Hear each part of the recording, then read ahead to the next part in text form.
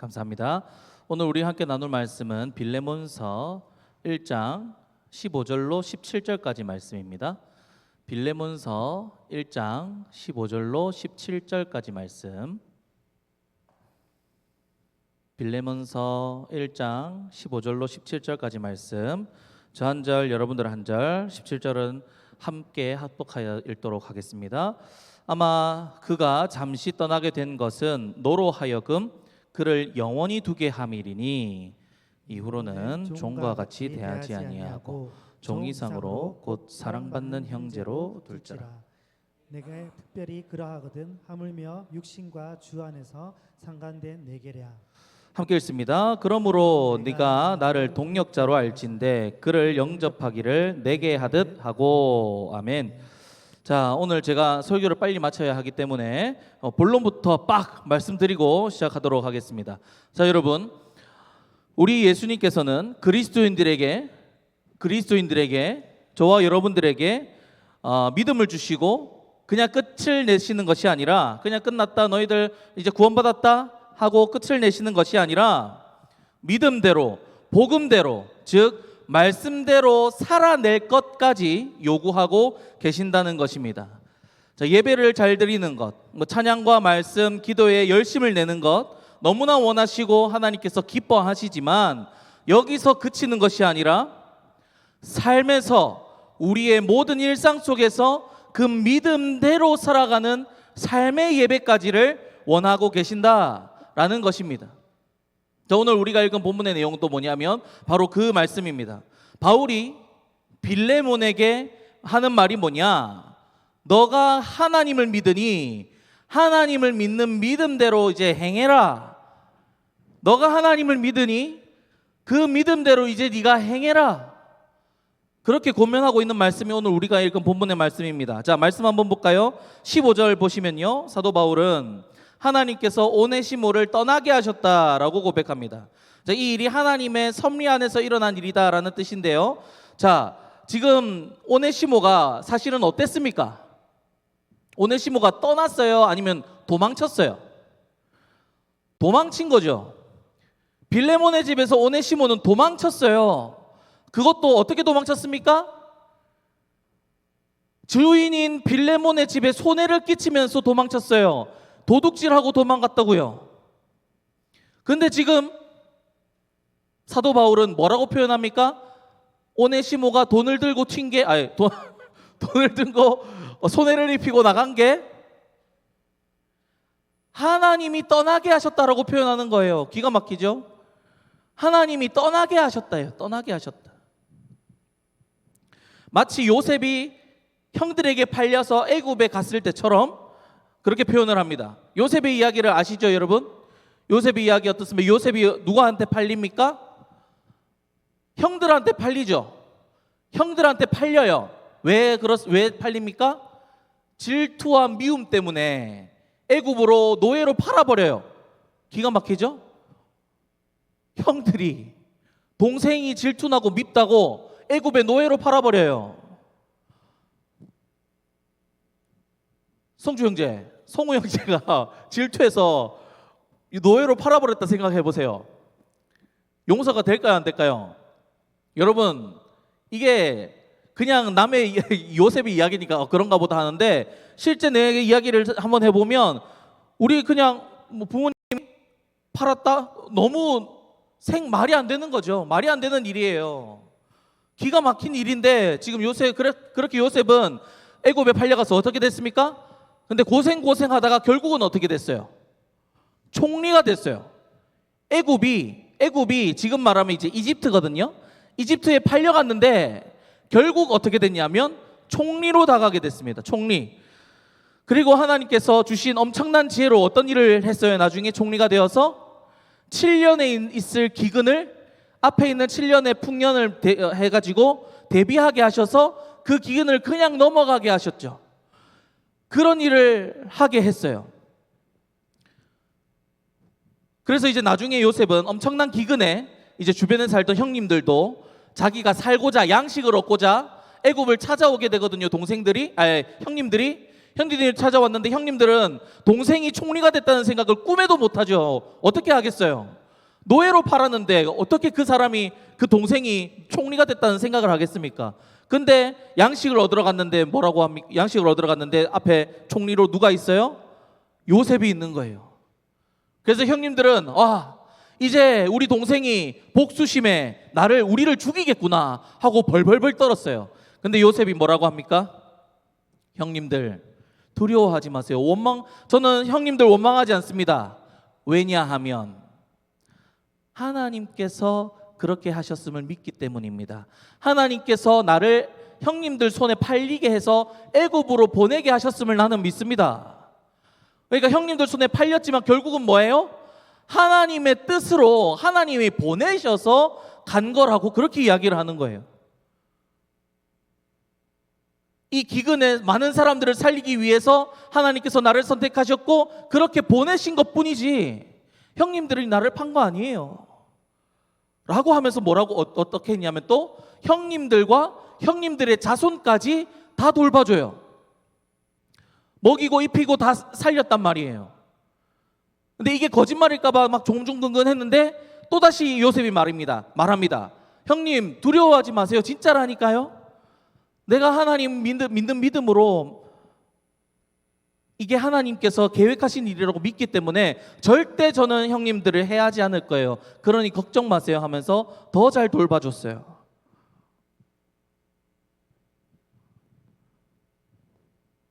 요셉은 이 모든 일에 섭리하고 계신 하나님을 바라보고 있었다는 거죠. 그러니까 자신을 노예로 팔아버린 형님들조차도 용서가 되는 거예요. 왜요?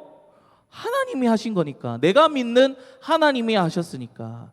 자, 그렇게 오늘 바울도 오늘 빌레몬에게 뭐라고 이야기하냐면 빌레몬아 이 일을 하게 하신 하나님의 섭리를 보아라. 오네시모를 도망치게 한 하나님, 떠나게 하신 하나님을 봐라 라고 하면서 이 도망친 오네시모가 아니라 떠나게 한 하나님을 바라보라고 이야기를 하는 겁니다. 그렇게 하나님의 섭리 안에서 오네시모를 받아주어라. 오네시모가 도망친 거 아닌 거 아잖아. 하나님이 떠나시게 하셨다니까. 진짜 하나님이 그 오네시모를 이렇게 만나게 하신 것이라는 이 사실이 어디서 드러납니까? 그 로마에 도망쳤는데 오네시모가 로마로 도망쳤는데 그 넓디 넓은 로마에서 누구를 만났어요? 사도 바울을 만난 거예요. 근데 사도 바울을 만났는데 하필이면 사도 바울과 관계가 있는 빌레몬의 종이었던 거예요. 이게 말이나 됩니까? 이게 말이 안 되는 거예요. 그래서 이 만남은 하나님께서 주도하신 거예요. 진짜로. 그렇기 때문에 빌레몬아 이 일이 하나님 안에서 일어났고 이를 위해서 하나님 떠나게 하신 거니까 이 믿음 안에 하나님께서 그렇게 하셨다는 이 믿음 안에서 네가 오네시모를 받아주어라 라고 고면하고 있는 것이 15절 이달 말씀입니다.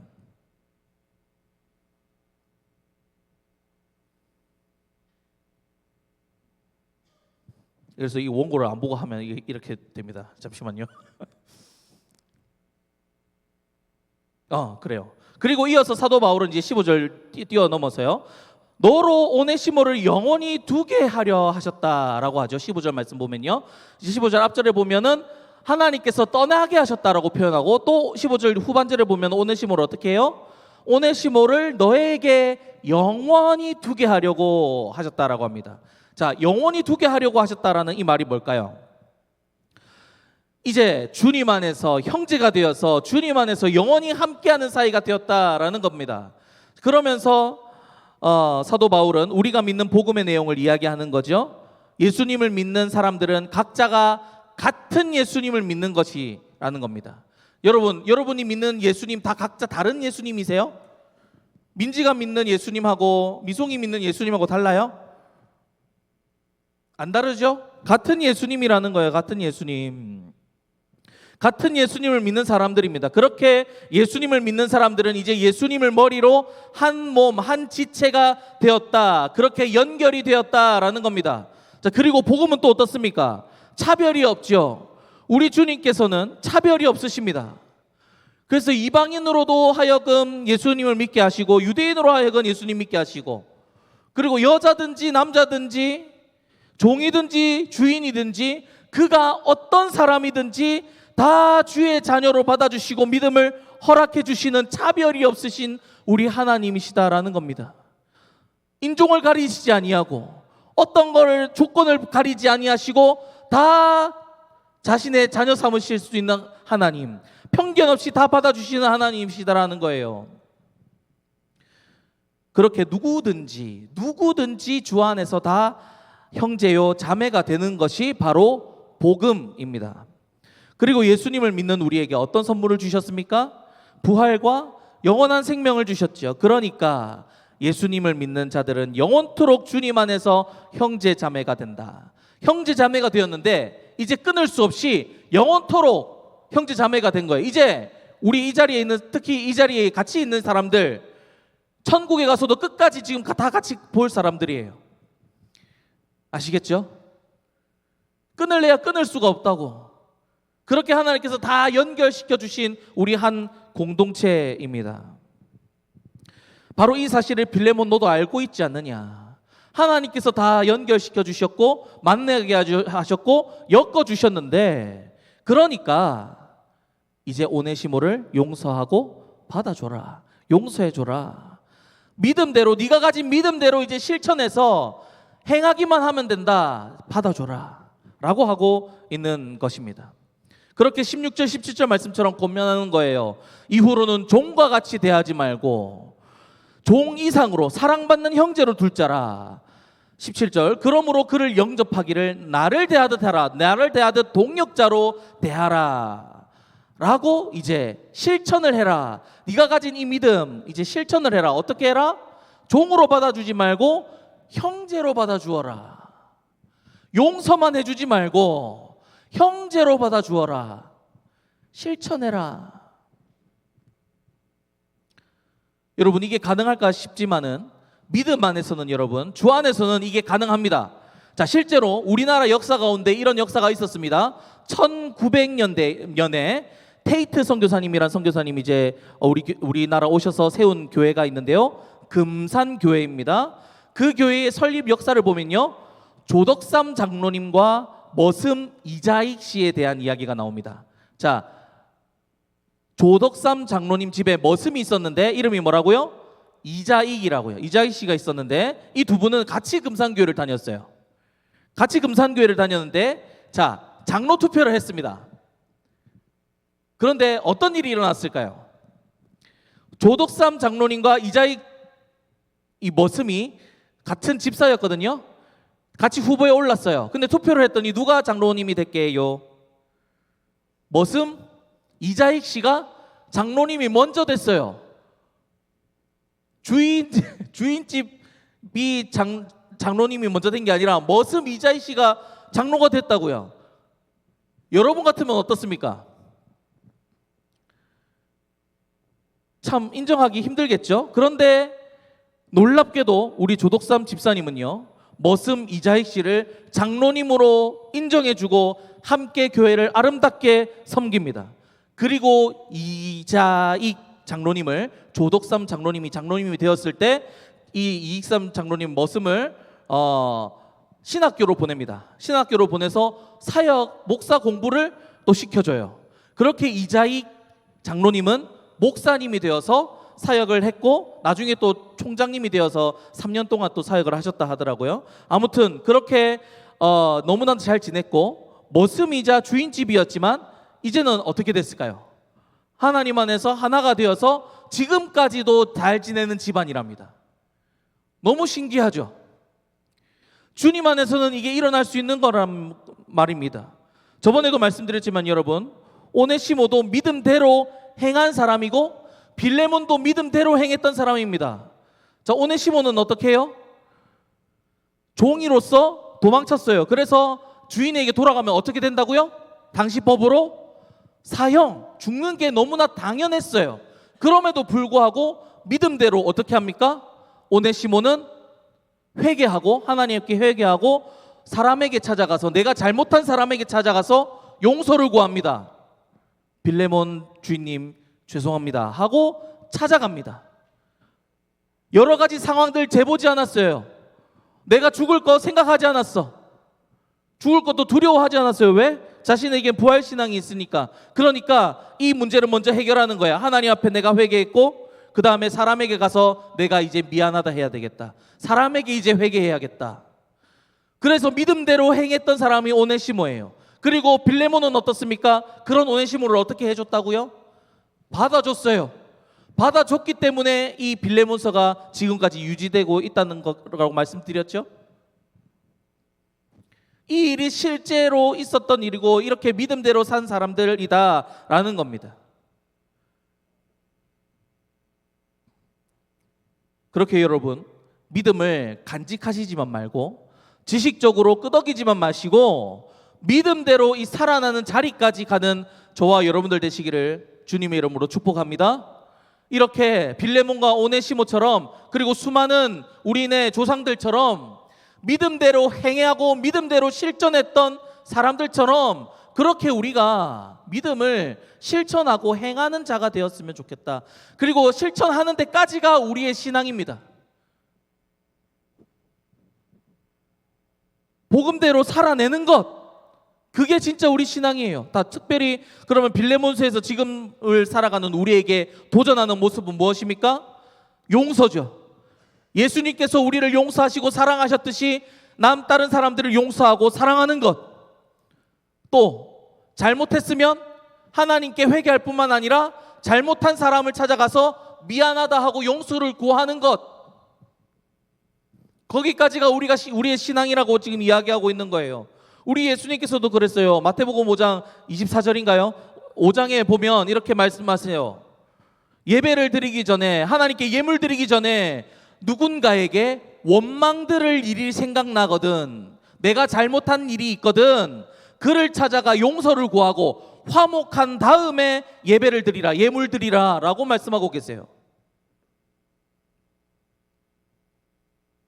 하나님과의 관계 이전에 관계가 되었다면 다음으로는 이제 사람에게 찾아가서 관계를 이어나갈 수 있는 그 자리까지 나아가야 진짜 신앙이다, 하나님의 백성이다, 그렇게 말씀하고 계신 겁니다.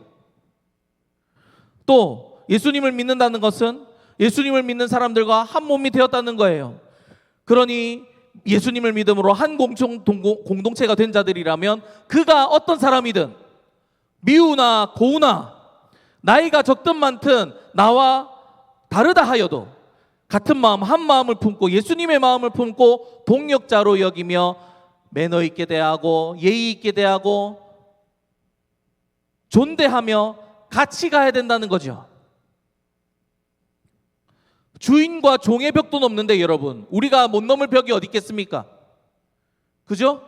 우리 안에 막힌 다음 종과 주인과 종도, 노예와 주인도 뛰어넘는 게 복음인데 우리 안에 막힌 다음들 어떤 그 벽이 우리 사이를 막아놓을 수 있겠습니까? 그래서 여러분이 다가가셔야죠. 사랑하지 못했다면 사랑하는 자리로까지 나아가셔야죠. 용서하지 못했다면 용서의 자리로 나아가십시오.